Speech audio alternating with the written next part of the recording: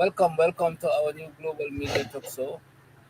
Today is September 28th, 2025. Today we have our guest, Kemo, Kemo Conteh. Kemo is going to lead us through this discussion on current political trajectory of the Gambia, opposition parties in ahead of 2026 election. Kemo, welcome to the show. Thank you so much, Mr. Sawaneh. Kemo, can you hear us? Yes, I can hear you. I can hear you. Am I audible? Yes, you are. Yes. I'm not sure if Mr. Sawaneh can hear me. Yes, yeah. So, Timo, you wanna give us a little bit brief bio of you, who is Kemo, and then of course you're gonna lead us through this discussion. Sam and I would be asking questions and giving out our comments, and our viewers we will also collect some questions from our viewers or feedbacks as we go along. All right. Thank you so much. And I have my co-host Sam Ceesay, Sam Indiana. Welcome, Sam, to the show. And I'm your host here, Momodou Sawaneh, New York. Kemo. So, Yes. what is the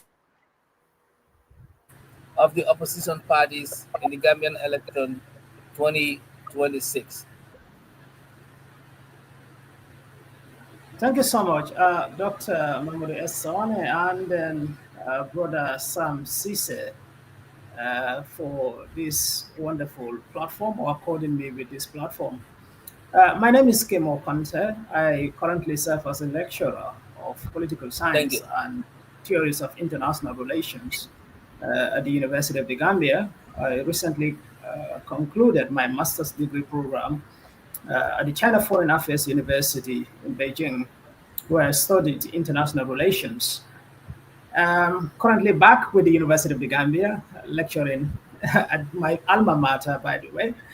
Well, Kemo is a probably a household name, which I will assume many people know me because I have been in youth activities, also student union president, educational research minister of the student union. Also had so many engagement with different youth groups in this country, especially when it comes to the issue of trainings, capacity buildings on so many areas of governance, debate, public speaking, and so many engagements. So it is my pleasure, and then of course, deepest privilege, I would also say, to accord me with this opportunity to share this platform with you on uh, political trajectory, or the opposition political trajectory ahead of 2026. I believe Mr. Sawane seems to have a bit of problem with network. I don't know. May I confirm that Dr. Sawane can hear me?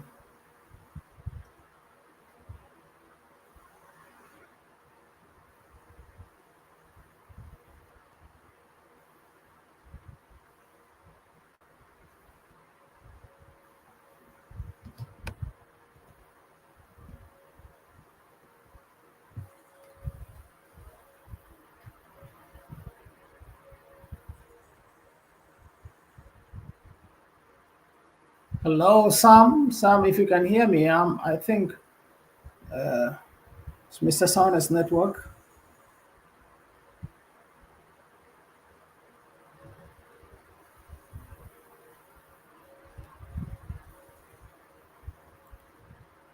Hello, Sam. Hello, what happened? Did he drop off? Yes, I suspect. I suspect that. I had visitors. My son came to the house, so I had to go to the front door. Yes. That's why. It appears that he is rejoining Yeah, the he's platform. coming back.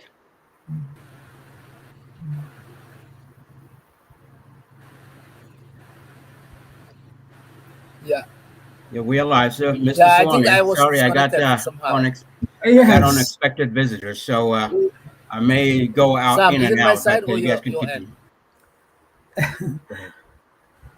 Mr. Sawaneh, it was Dr. Sawaneh's network, I think.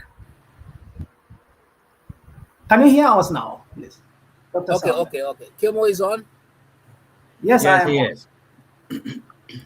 Kemo, are you on? Yes, yes. Yes, he I, is. I can hear you.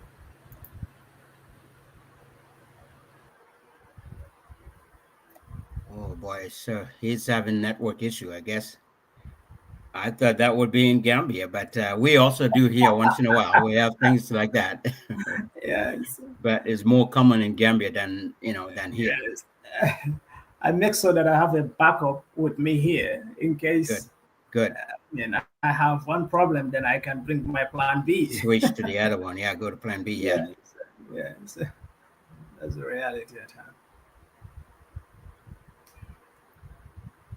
So I don't know if you are to co-host, then we can move on so that that is to Yep, ensure. yep, yep. We should be able to move on. Let's allow him because he's is okay. He's dropping and then coming back. Let's give him 1 more minute to come back. If he doesn't come back, we can move on. Sure. So, Yeah. Yeah, yeah, go ahead, go ahead. It looks like for some reason, Okay. weird reason, my internet went in and out. But go ahead, I'm Yeah. good Go now. ahead. We shouldn't start happen. Gambia now. Yeah, we shouldn't happen. But Land go of ahead. Donald. It's the Yeah, land of Donald Trump.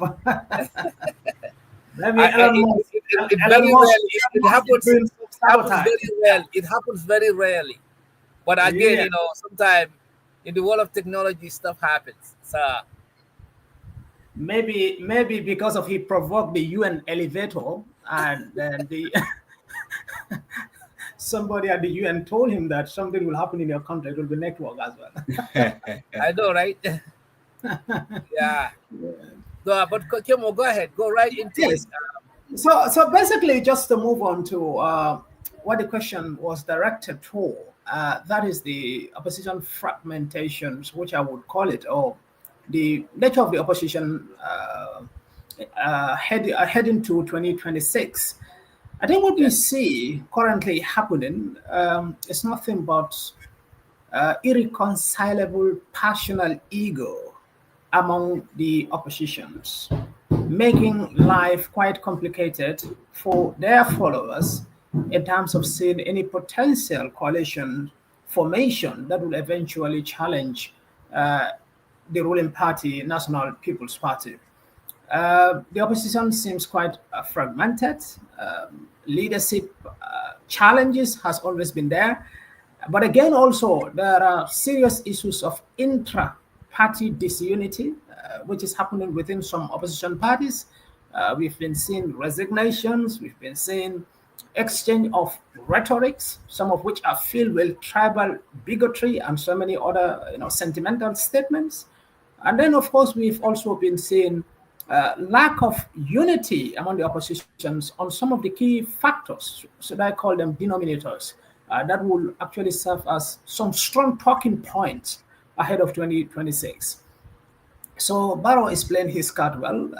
The man is well prepared, it appears, and then he has been using a tactic which I call the Jawara-like tactics of political clientelism, co-optation, and patronage, in order to solidify his positions and to avert any potential coalition formation that would be strong enough to remove him from power in 2026. And Barrow's tactics seems to be working. Given all factors constant, heading to 2026, Barrow is poised to come victorious, unless and until the trajectory of the opposition is changed and they codify their stance and unite on one behind one issue in order to occupy from power. Right. Yeah. That's it. You done, right?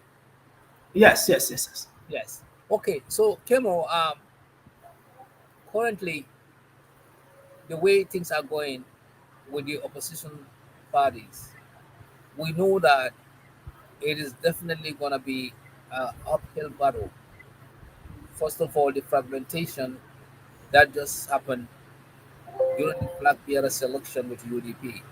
And secondly, we haven't still seen any formidable oppositional party that is galvanizing momentum. You have Isafal, Sobeya. They haven't really demonstrated that they are the one who can pull people together. We have seen Mama Kande. Mama Kande was trying to, negotiate with Barrow how they can do a coalition. There are several meetings that took place, and we are seeing now, the Talib resigning from United Democracy, the Democratic Party as their organizing secretary. So all these things happening, uh, and we still have a long way to go. Anything is possible. But what do you think is contributing to the key issue that the opposition parties are facing? What is the key? What are the key areas, or what are the key things that are causing these issues? What are these key issues, and what are the causes of them? So I think first and foremost, it's important that opposition parties are honest to themselves. In as much as you are faced with a very strong national ruling party, you have to be honest to yourself. There are so many things happening, like I mentioned, intra. I'm talking about what is happening internally within these oppositions, which needed to be Yes. addressed on time. But many of the opposition parties are not dealing with what is happening within their various opposition parties. Politics, if you are in the UK, I'm sure you are in the United States, but in the United Kingdom, there is a system called shadow governments. Oppositions form shadow governments before they find themselves in the government, in the real government. Now, what challenges an opposition to be a shadow government is to ensure that you yourself practice your democratic tendencies, your what you claim to be rule of law, what you claim to be the dictate of the principles of good governance within your own party before you find yourself in the government. But if you check most of these opposition parties, Mr. Sawaneh, it's rather unfortunate that there are so many deficiencies within opposition parties. The issue of clientelism, the issue of demigodism, I will call it, seeing one particular figure within the party like a god.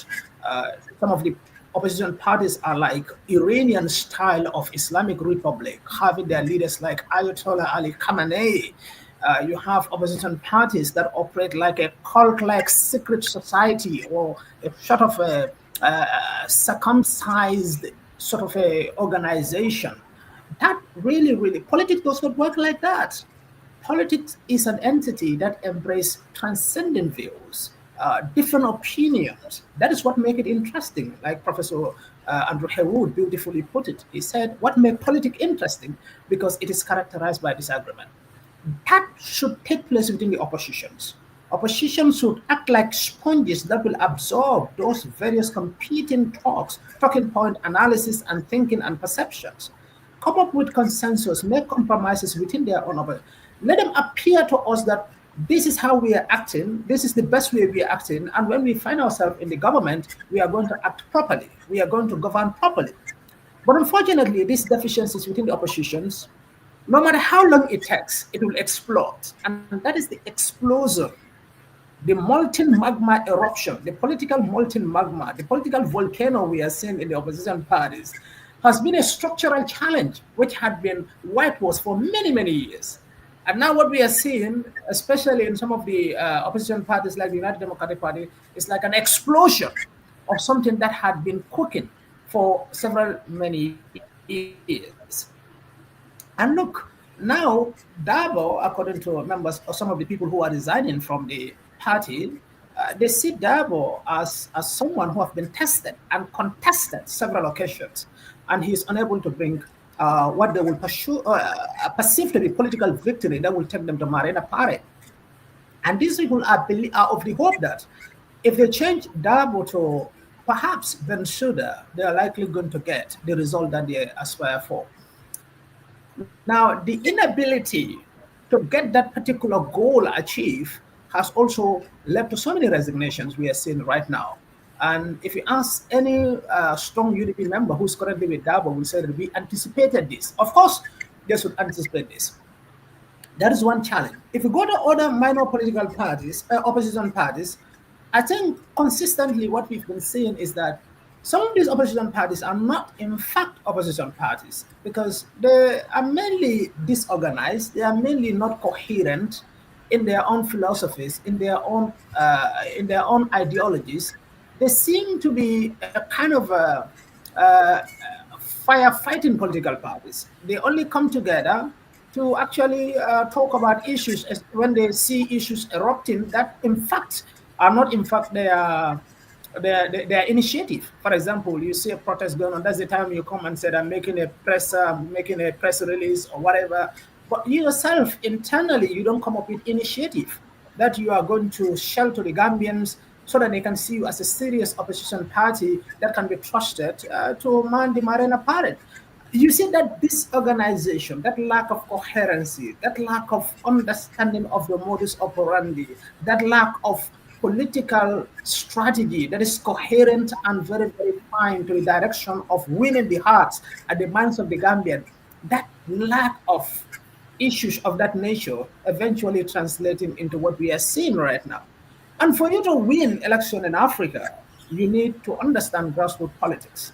And grassroots politics is not something that you can sit in the office and you want to actually do. It's not. It doesn't work like that. So, all in all, what is happening in the opposition is that there's lack of coherency, there's lack of unity, there's lack of strategic plans, there's lack of focus on the goals that will take them to Marina Parade.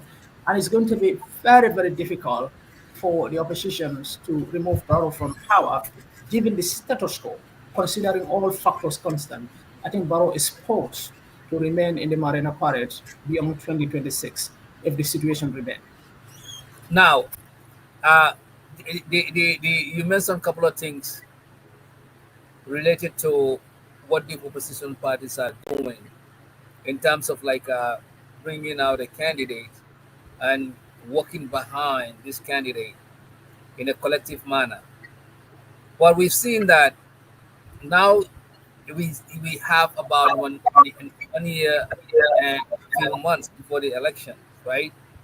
So it looks like I mean, there's a lot of time for stuff to happen now, and then things can change later once all the muscle tightening and the scrambling and whatever need to be done is done now, so that still there is more time to bring things on the table.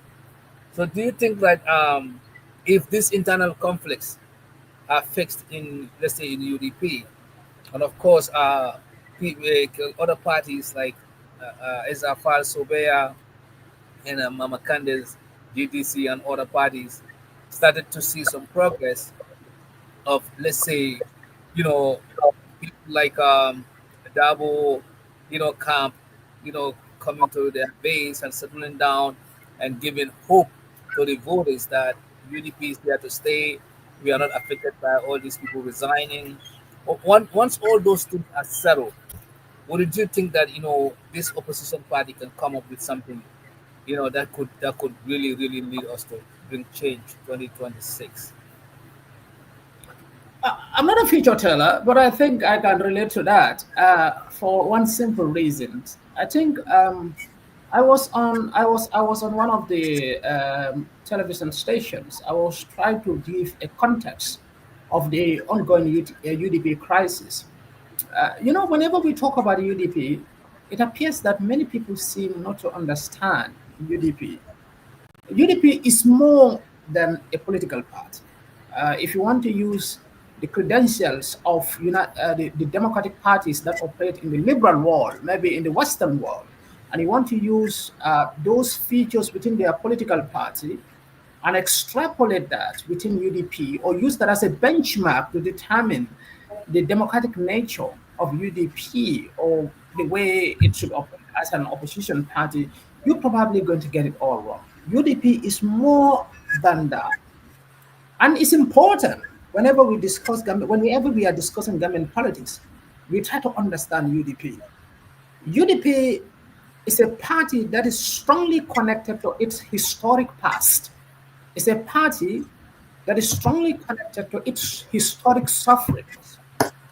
And at the center of that suffering since 1996 lies a person by the name Baba Usain Dabo. And that made Mr. Dabo literally, as the political father of the party.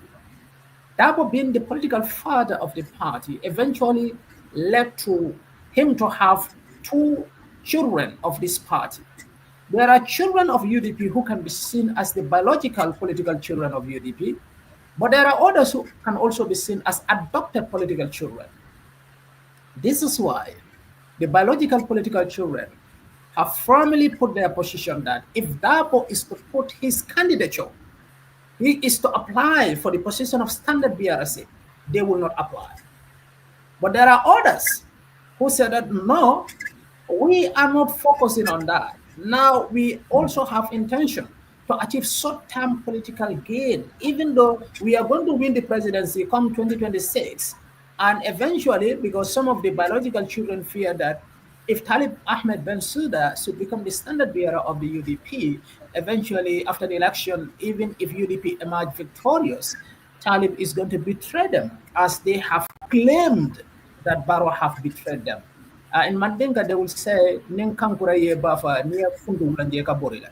So, in essence, they are putting it in the context that Talib, whom they appear to see him as an adopted child of the United Democratic Party, could potentially move to that direction. And as such, even if Dabo initially intended that Talib will come as a standard bearer, these biological children, who seems quite fanatical and extremist with the philosophy of Dabo vis-a-vis the philosophy of the United Democratic Party, would never, ever want to rally behind Talib. And that brings a serious challenge for the party.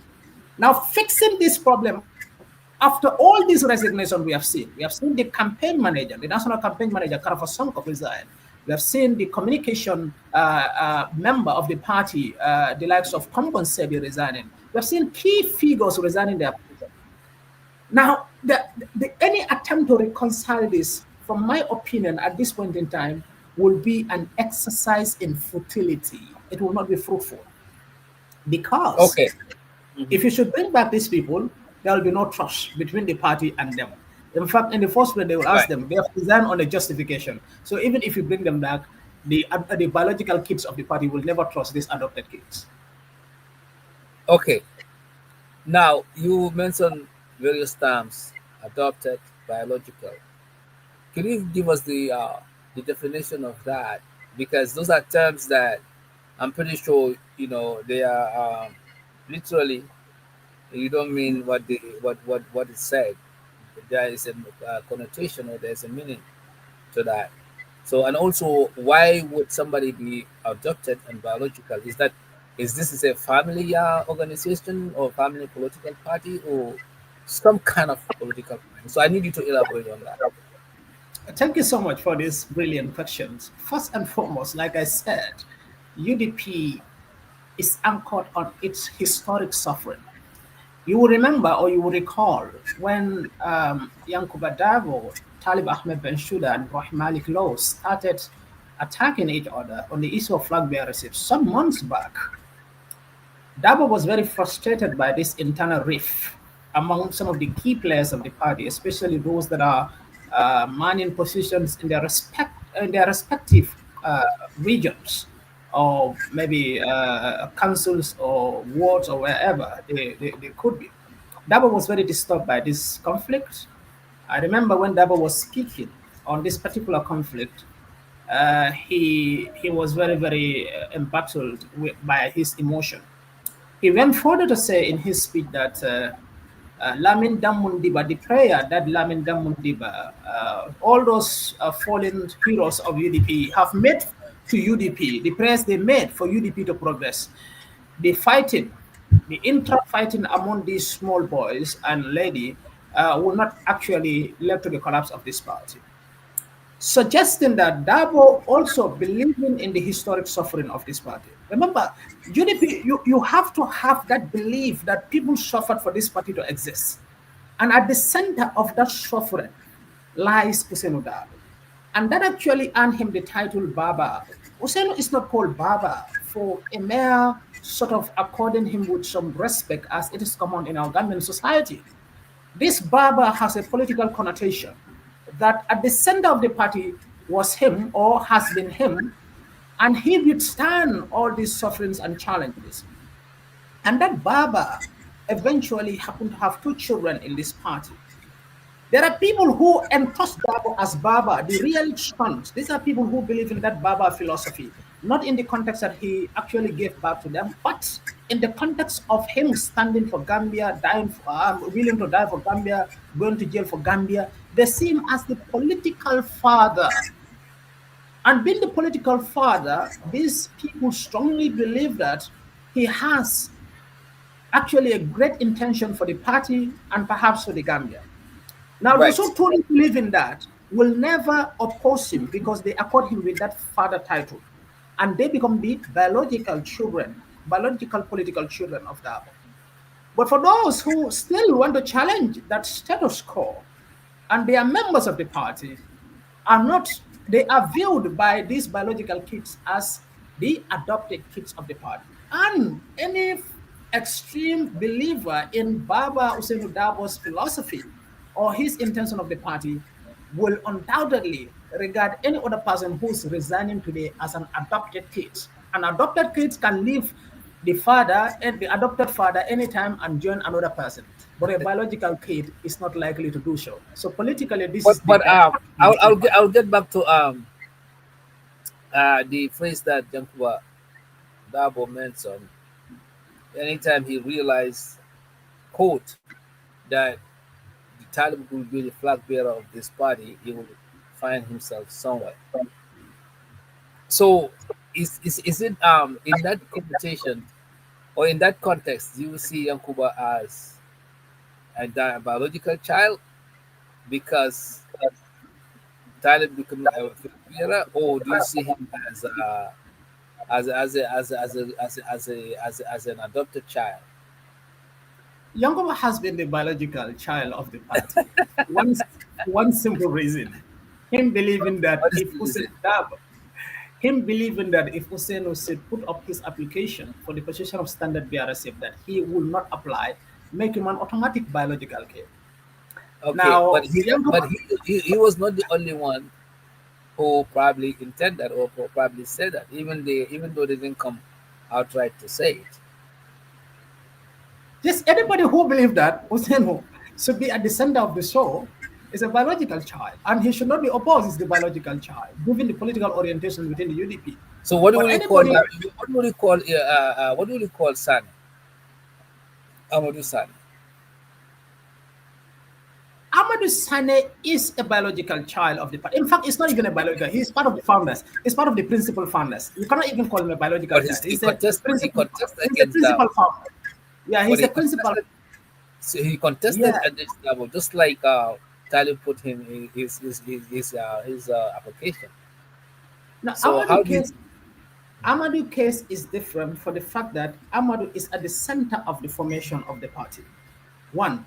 And secondly, it is obviously clear that Amadou is like a pseudo candidate put against Dabo.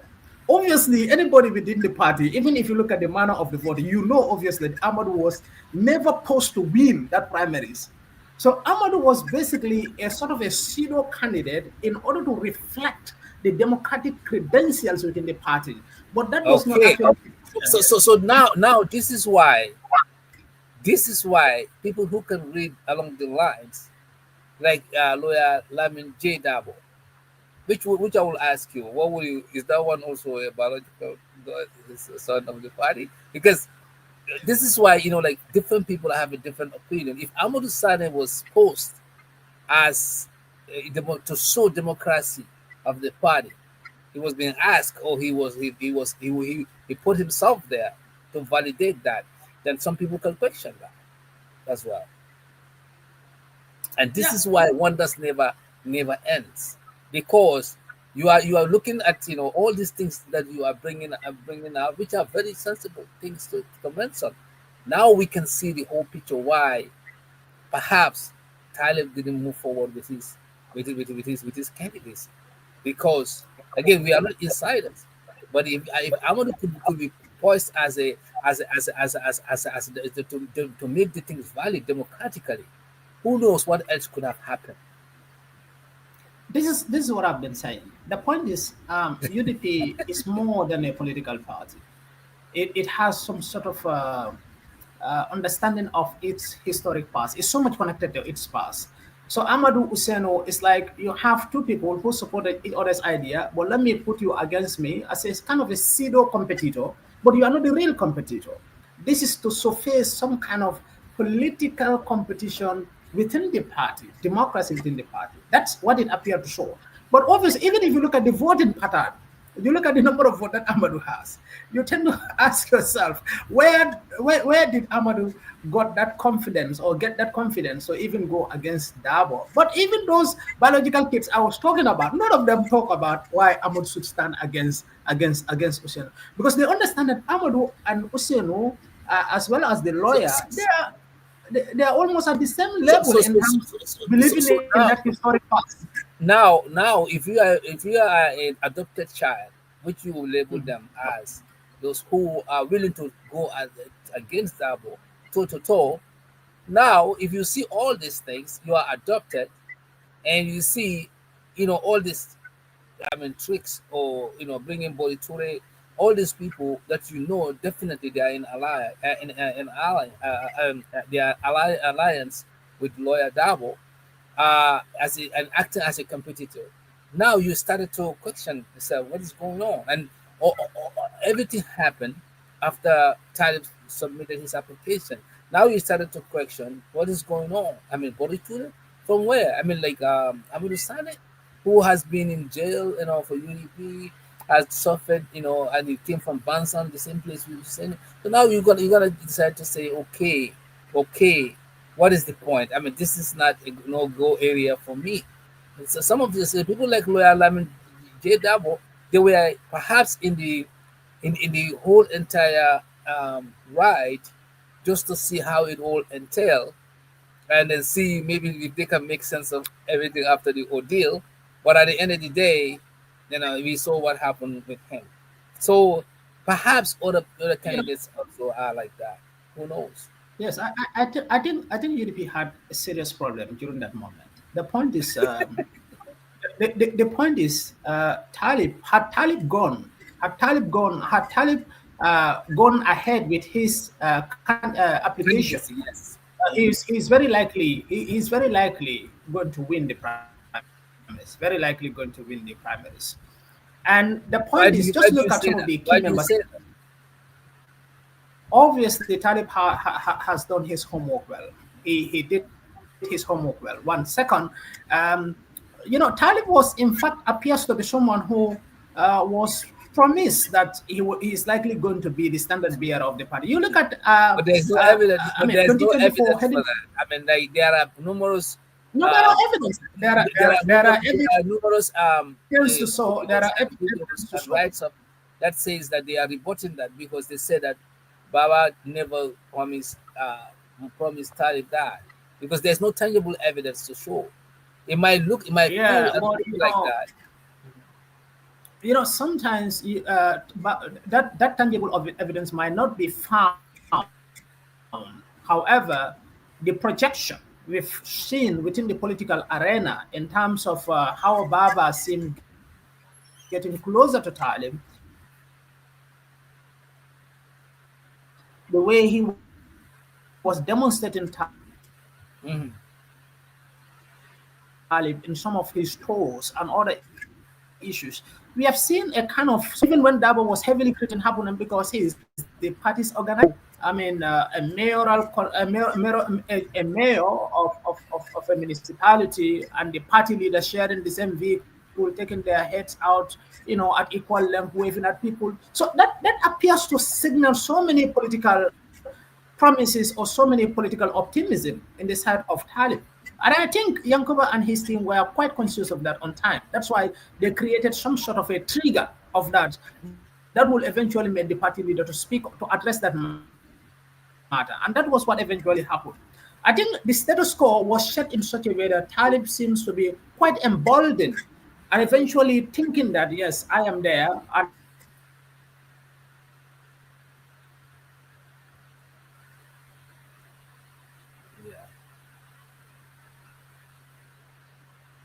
Yeah, can you hear us?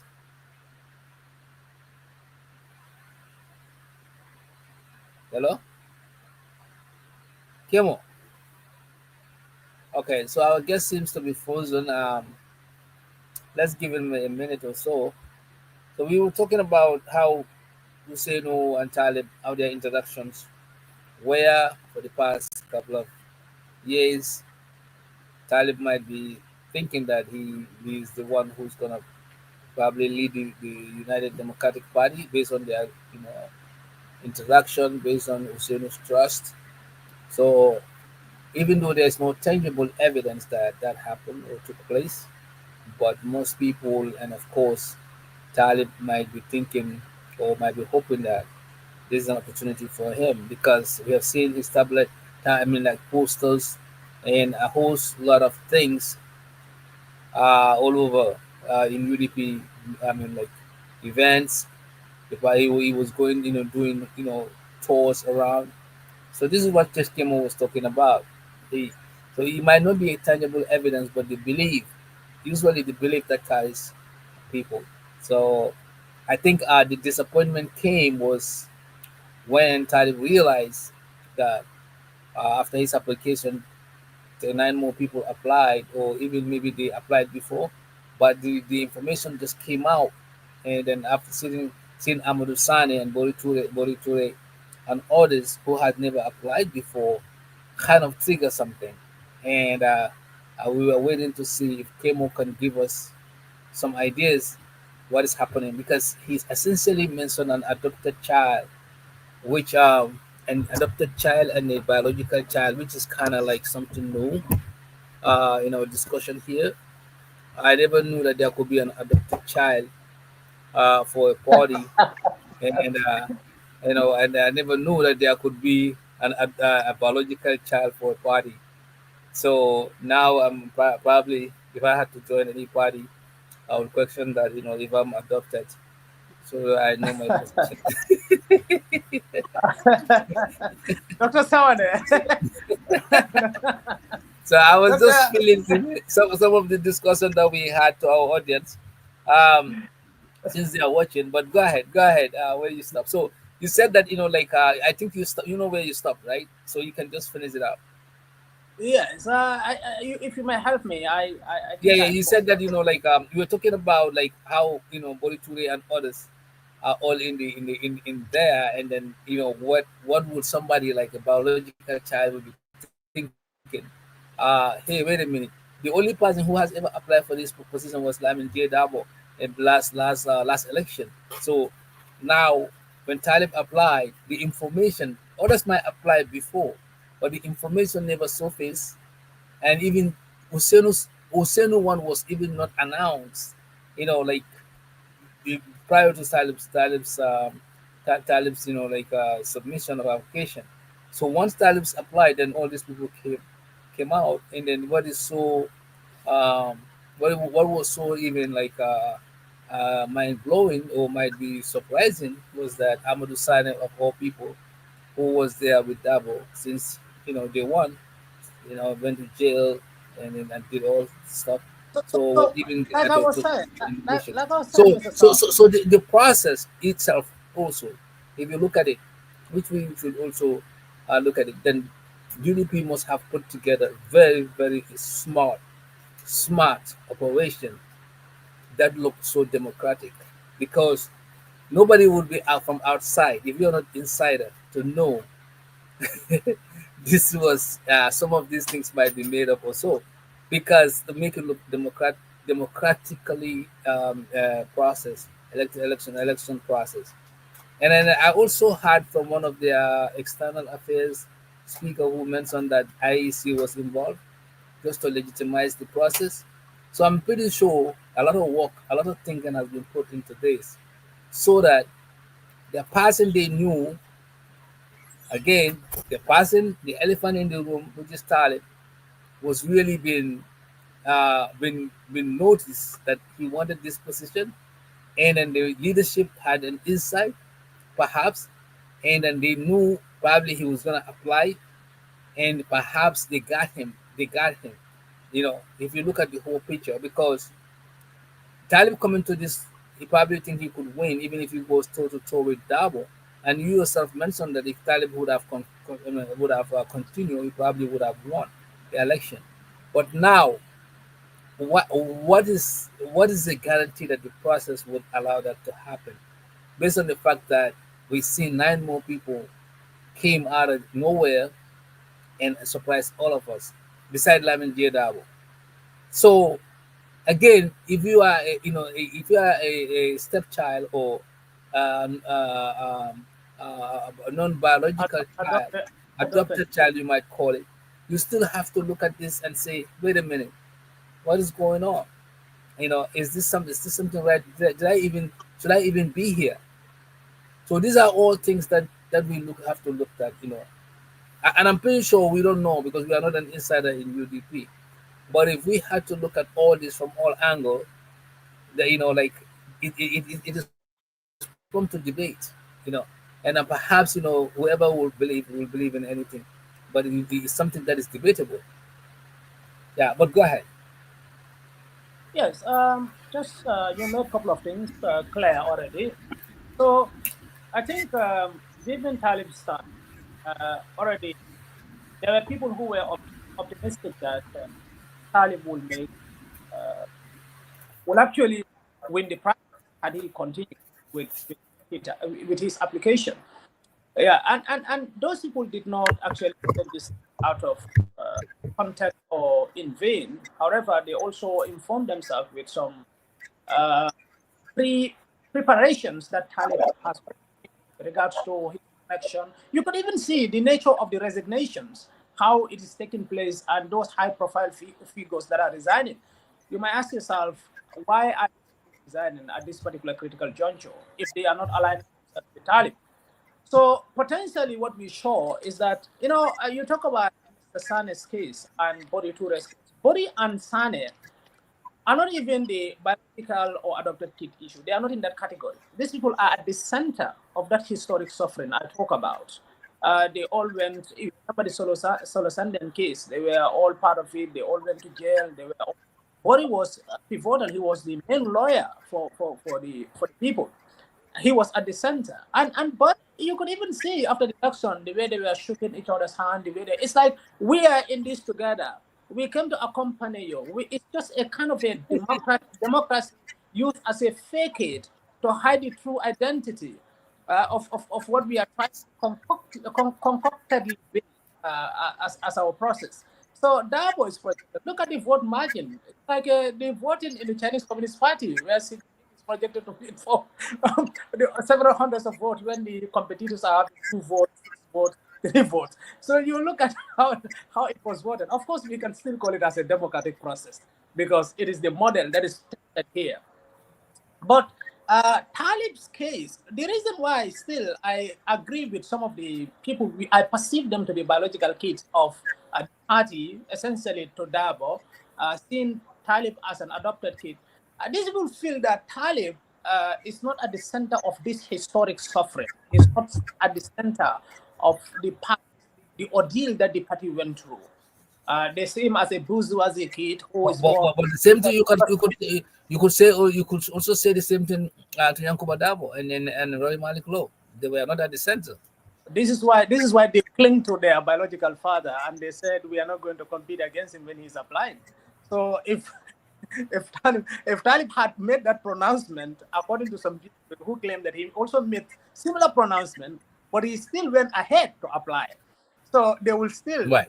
be so convenient. They will still be so convenient with their allegation to say that Talib is not the biological son, or is not a biological son. Rather, he's an adopted son of the party because he's challenging the almighty God of the party, kind of the main founder, the main father, the main Baba of the party. So they will perceive it in that way. It's undemocratic. It's not in line with the best practices in terms of political party governance, but how the UDP operates, and we have to respect their system, even though we will criticize it. Okay. Sam, you missed the biological child and then the adopted child scenario that Mr. came up with, which is very interesting. I didn't know that I could join a party and become an adopted child. Now is something for all to learn, so that we know where is our limit and where we can go further. Yeah, but Sam, if you have something to add before we move forward with other political parties and see how strong they could come against Barrow. Yep. Sorry, I missed a lot that you guys said, but like I said, I had unexpected visitors, so I had to go attend them until they leave. But yeah, yeah, is the one area that I'm looking at is one is UDP is a Democratic Party. We as we know they like to do things their way, and is one thing that I would say is unfortunate that there are some key members leaving the party and all of that. And on this stage here, I actually predicted when they were putting the registering for flag bearer, and Talib put his registration in as well as other people.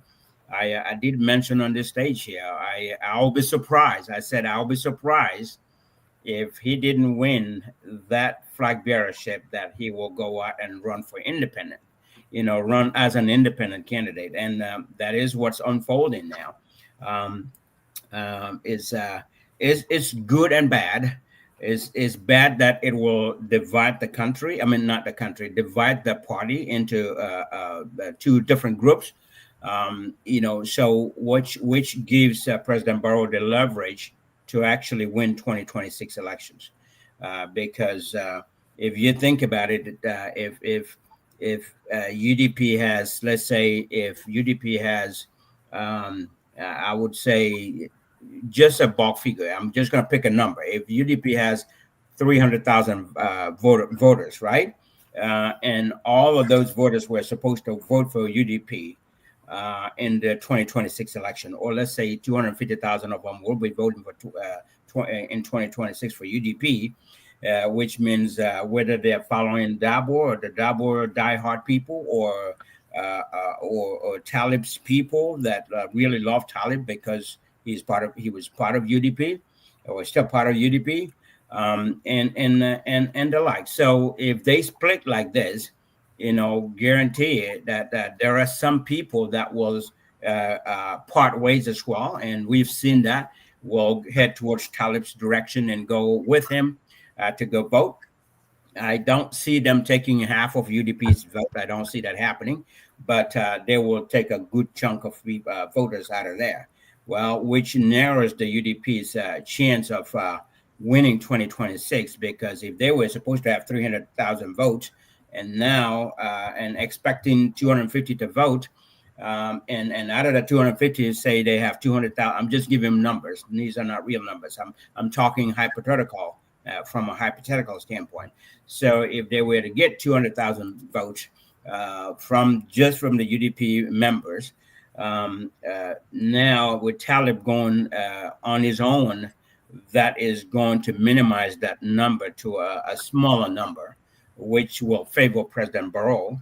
And there is a chance that he could win again in 2026, because do I know that Talib can pull that number, overwhelming majority out of between from Barrow and Dabo?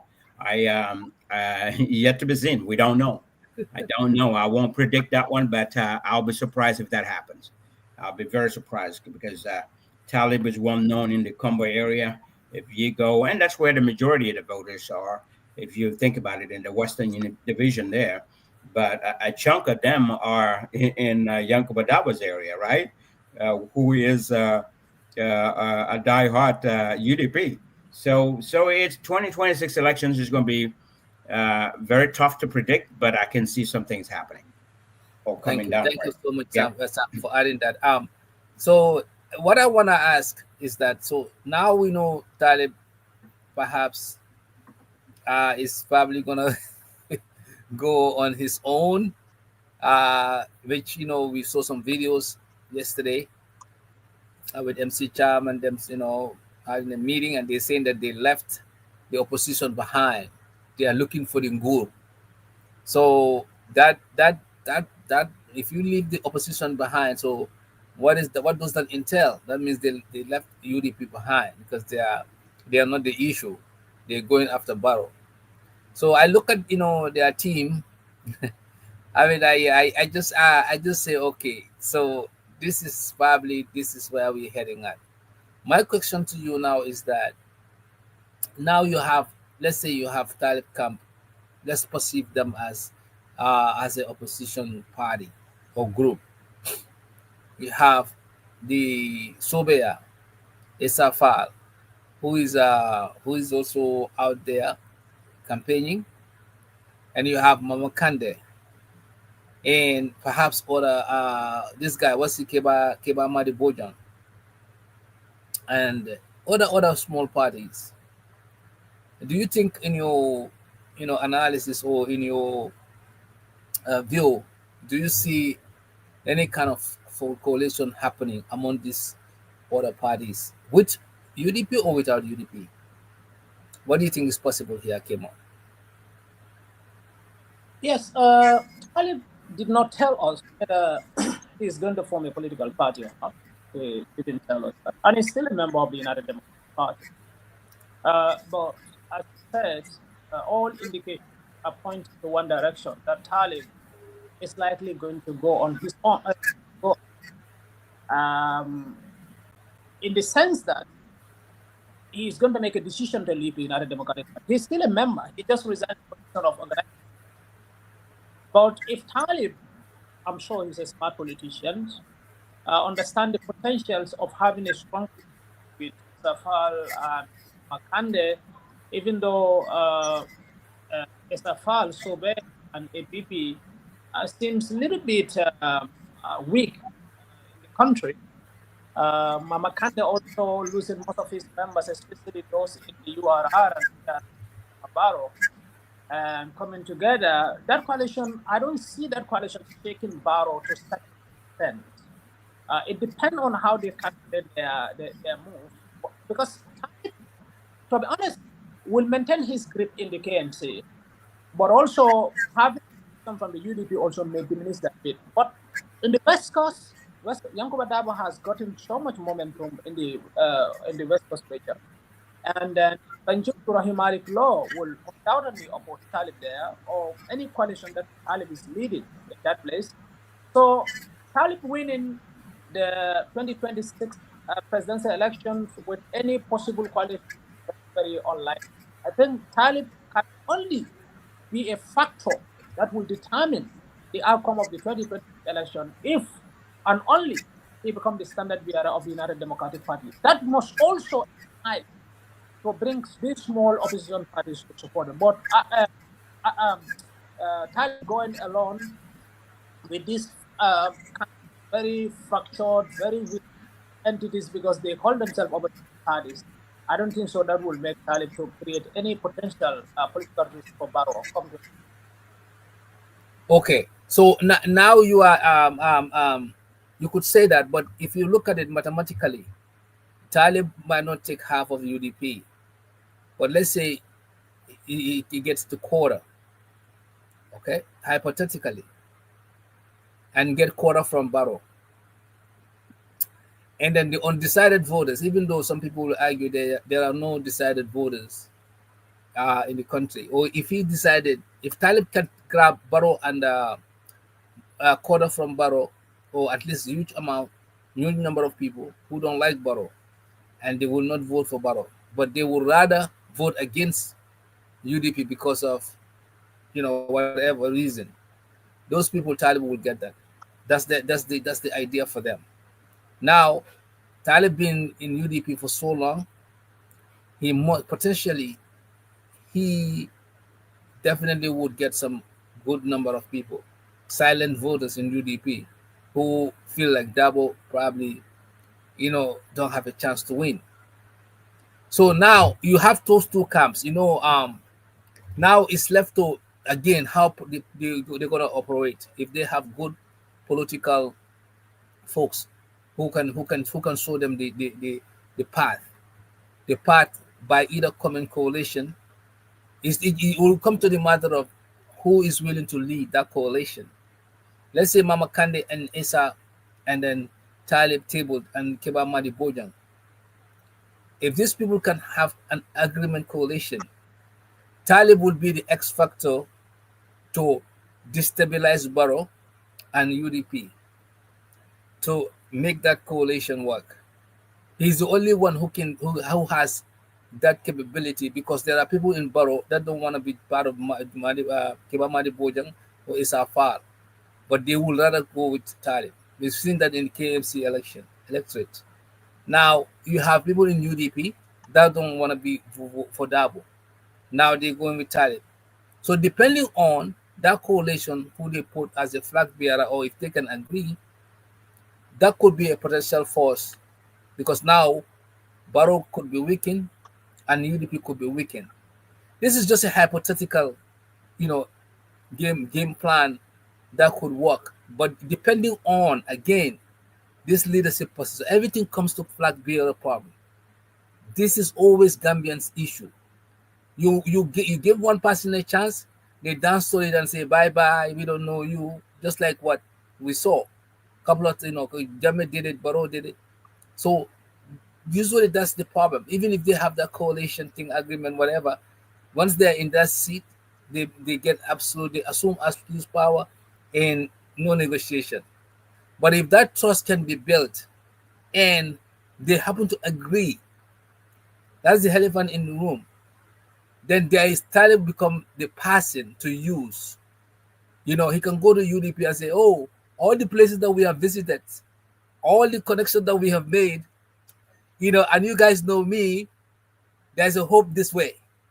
He can go to Barrow and say, gee, that guy doesn't know how to run the country. I beat him in the mayor election. He brought all his team. He has a selling point. But the only problem is Talib alone cannot do it. No, if anybody tell you, you put a Talib as a flag bearer and him by himself without no coalition, he probably will be like, he'll be just like another Isafar or somebody else. It will not work that way. So that's why it's critical, how we analyze this. We are here to analyze. We are not here to put down any party.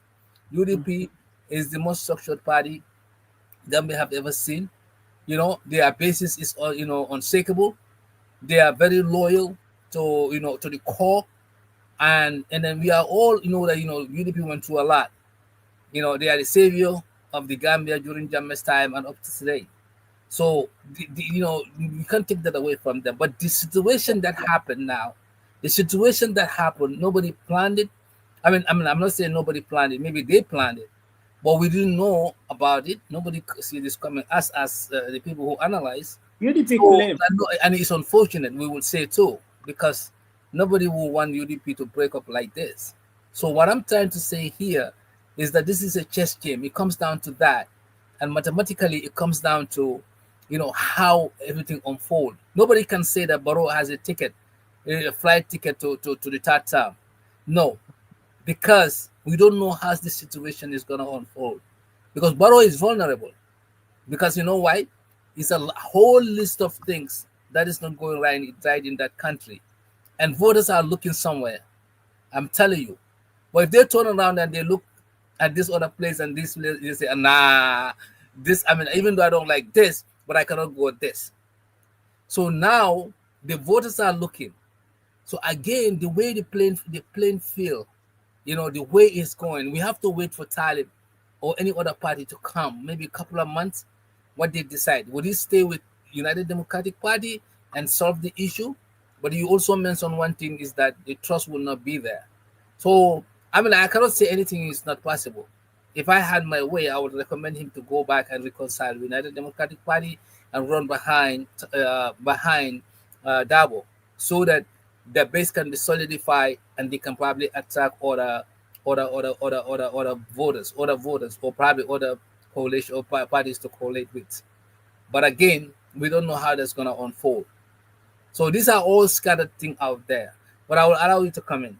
And Yes, I just want to address one quality about Mayor Talib Ahmed Bensouda. That is undisputable. Talib, as far as government politicians are concerned, is that one politician who appealed to the cross section of the electorate, whether you are Christian, whether you are Olaf, or you are Bola, or you are Mandinka, or if you look at the voting pattern of the electorate of the KM in the last mayoral election, some people thought that in some of the predominant Jola communities like Talinding Farokono, Faji Kunda, Bundunka Kunda, down to Abuko, Bakari would have defeated Talib there. But Talib actually beat Bakari massively in some of these predominant Jola areas. And the same thing, if you look at it from the people who belong to other faith that are not in the same religion, Talib, he appealed to the cross section of government polity. I think he seems to have that very wonderful political characteristics in terms of appealing to people. If you compare other candidates, for example, if you look at Dabo, you look at certain other communities, Dabo has lesser vote compared to a predominant Mandinka community and so forth. At the same vein, you use other politician, you test him like that, you will see religious, regional, and ethnic factors play. But Talib, he appealed to the cross section of Gambian society. That's one character.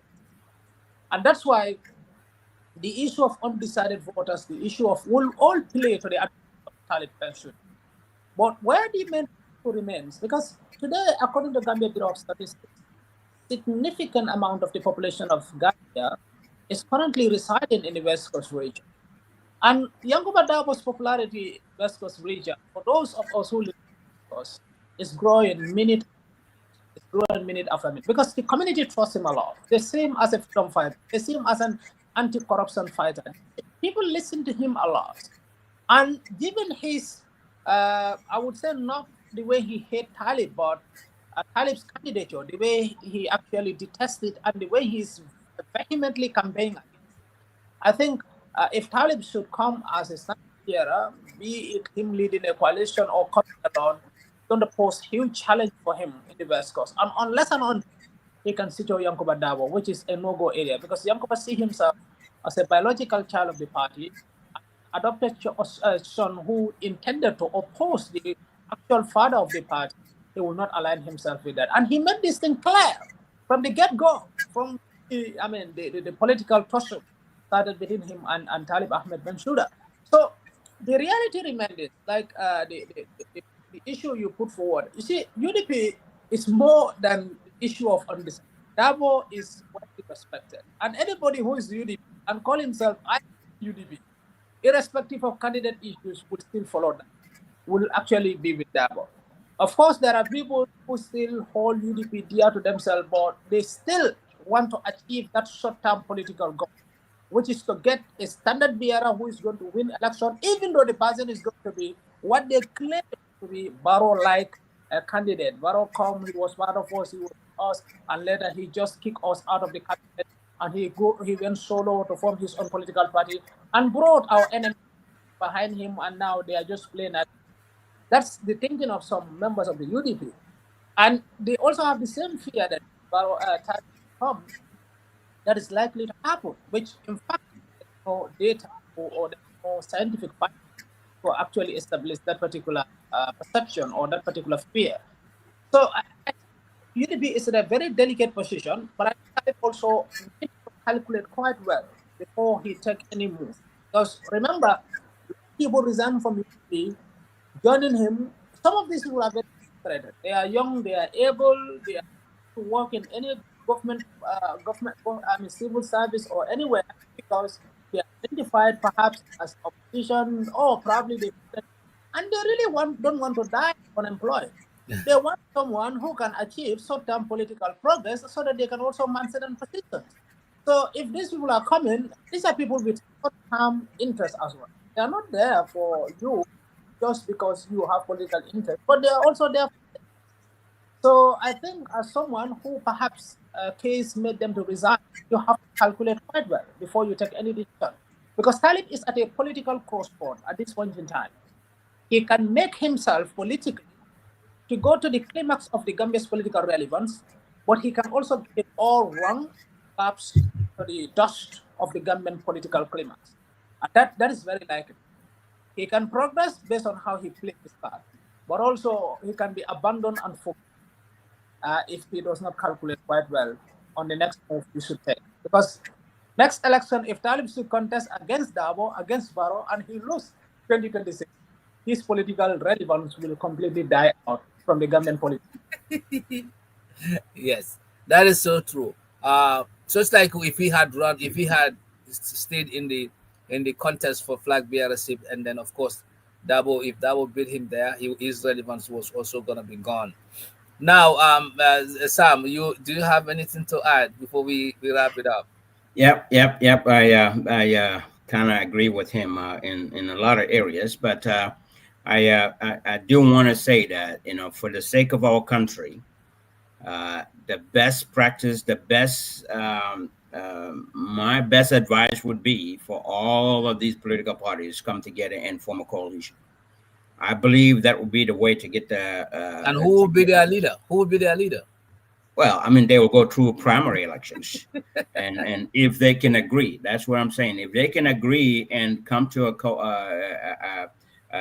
coalition, and then do primary elections, This with all of them agreeing that whoever wins from the primary elections, will be the leader, regardless of who they are and what party they come from. So there you have UTP, you have Dabo, you have Talib, you have Esafal, and then you have Mama Kande. I mean, these are the key prominent people.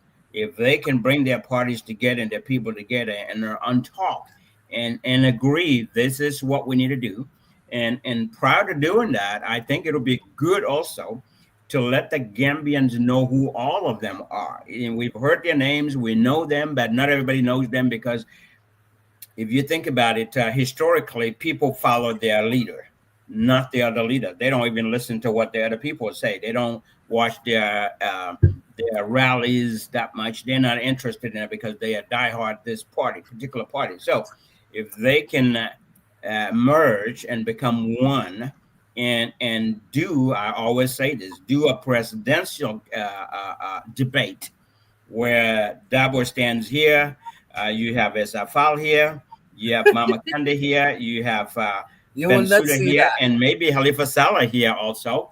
You can bring them all and let them debate in front of Gambians and televise it.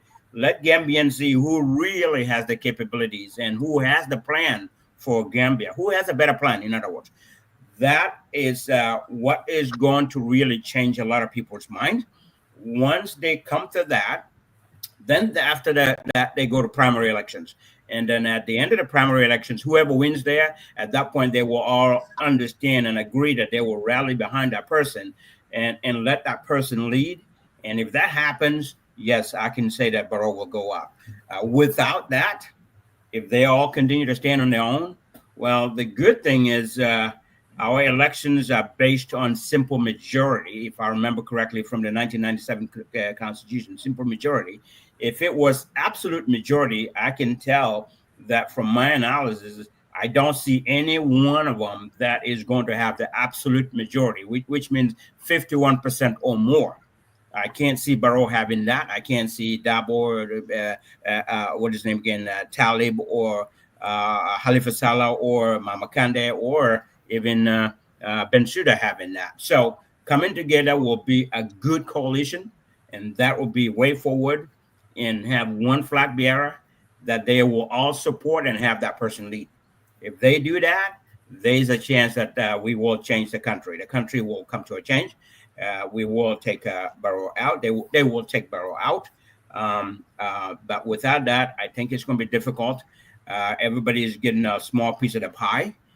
That, and when Barrow is on his own here, it's going to be difficult. It's going to be difficult. So they're all going to be fighting to even get to 35% of the vote.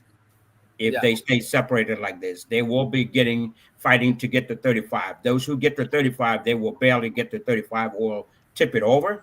Some will not even get 35% of the vote. Some may go, maybe one of them can pull a 37, 38, 39% of the vote. I'm not sure, but I don't see anybody winning the absolute majority at all. So yeah, what's good for Gambia is what I advocate, and that is come together, form a coalition, have one person lead, and we can change the country. yeah. So just to before Kemo come and summarize us up, and then um, I've seen some comments from some of our viewers, so we'll read those through.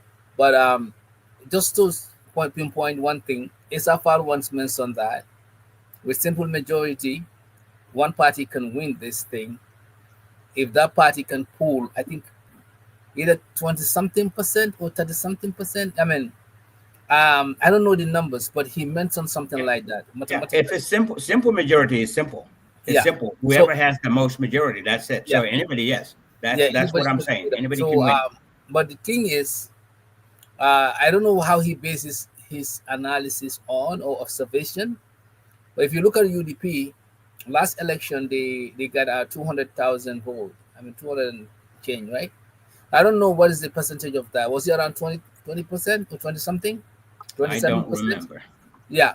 So the point here is the reason why, uh, like for individual opposition party to go solo, yeah, the chances is giving is gonna be more for Barrow because he's an incumbent. Okay, you can never underestimate the power of incumbency. You can never underestimate the resources they have, and of Yep, course, they with all the advantages they have. yep, So the reason coalition is usually helpful comes to when you can have all these groups put their numbers together. If you look at 2016, that is what helped us. It took Drammeh out because even though UDP has a stack of maybe closer to 200,000 votes, because of the other ones like Doi, you have Ahmad Ba and other parties kind of make us go over the edge and was able to beat Barrow. So the same scenario has to happen here. And I'm confident that Isafal's word that one party can do it probably is being too optimistic.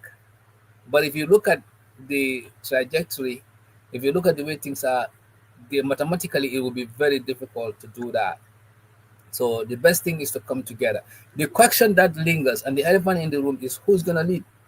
That's always been the problem because UDP would say a small party would have to join the big party. That's the argument they have been making. So are they gonna Asa Fall, Sobea, and then Mama Kandi and others are they gonna dance to that tune? Or would they say who is the viable candidate? And when it comes to who is the viable candidate, just like what happened in the UDP flag bearer selection, we're gonna see that again among the coalition. Who is the viable candidate? What about if Talib emerge and say, I am, and he probably has his own party? What about if Esa said, I have experience, I work internationally and make an argument? What about Halifa? What about Mama Kande? You know, so each and everyone can make the argument. So that agreement is always the problem for opposition. Who would lead us? Who can we rally behind? Because the trust is not there, first of all, and then each and everyone is representing a party, so they are not integrated.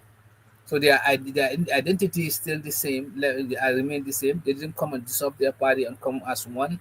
So it's always that challenge. Once that challenge is overcome, game over. But how and how? This is what I want Kemo to end us with. If you know the answer to that, or Sam, how Yeah, can we overcome that challenge? thank you so much. Thank you so much, Doctor. Whenever we talk about coalition, we think it is as simple as that to build a coalition. I know the challenges that took us to build coalition 20, if not Fatma Tambajang's effort in terms of acting like a mother of the nation, for actually invoke that womanhood, that kind of sympathetic approach to the national, get these people around the table. And if not, Hussein Dabo was not in my too, that coalition would not establish. It was Why do you say that? because given the ideological differences, for example, PDP and PDOIs, given Yeah. the and who is the ideology? Remember, if you talk about it, you're talking about Hussein Dabo's ideology. Okay, and if you talk about PDO ideology, you are talking about Halifa Salah's ideology. Talking about these are parties that are centered around personality, and those personal egos make it very difficult to have any viable coalitions come to play. order to oust an incumbency from power. So, and one thing I from the get-go, Barrow did anticipate a potential coalition formation. This is why after 2021, Barrow and his supporters swiftly moved to create what they call Grand Alliance. You look at this Grand Alliance, bring in my party, the CA, all these people. Barrow is trying to play Jawara-like tactic called political clientelism, patronage, and co-optation. If I bring all these people around me and give their leadership position, like Barrow did, like Jawara did to the UP, the Democratic Party, Pearson, and others, now I'm going to put any potential formation for a strong coalition. And now, if you talk about the SFL, Talib Ahmed Bensouda, I'm happy that you mentioned what SFL said when Peter Gomez asked him about whether, that he does not believe that a single party can remove Barrow from power.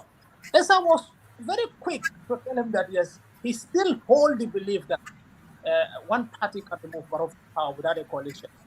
That is a justification of the ego that's still at play in the minds and hearts of most of the party leaders. They are of what they are conviction. Either I lead or maybe I frustrate the entire system. And that's what we are seeing. I have not seen any strong coalition coming to play against Barrow. It would probably come at maybe very close to the day of the election. Very end, yeah. Yeah, at the very end. But also, we are not living in the era of 2016.